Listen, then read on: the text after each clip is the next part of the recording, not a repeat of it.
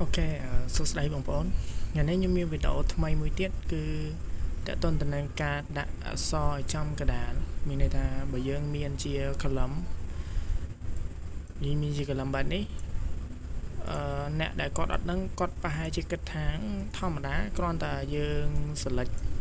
មកហើយយើងដាក់ចំពីកដាលហ្នឹងវាអត់ចំកដាលទេទោះយើងធ្វើមិនក៏វានៅតែអត់ចំកដាលដែរអត់មាន function ណាឲ្យវាចំកដាលដូចបែបនេះគេអានេះវានៅចំកដាលតែម្ដងមានន័យថាចំវាចំចំណុចកដាលនៅប្រអប់ហ្នឹងតែម្ដងអញ្ចឹងវិធីសាស្ត្រវាងាយស្រួលបើសិនបើយើងអត់ដឹងវាពិបាកមែនតែរបៀបក្នុងការដាក់គឺយើងគ្រាន់តែ select អក្សរទាំងអស់ម៉ែស្ដាំយកពាក្យ table property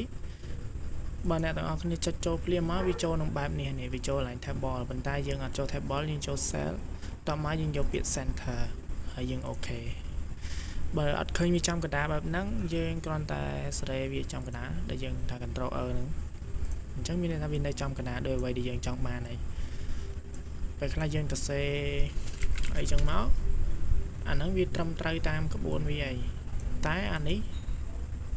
តម្រូវឲ្យចំកដាលឬក៏តម្រូវឲ្យចំគៀនតែវាអត់ចំកដាលពេលខ្លះអាផ្សេងវាចំកដាលមើលទៅវាអត់ស្អាតអញ្ចឹងវីដេអូខ្ញុំមានតែប៉ុណ្្នឹងឯង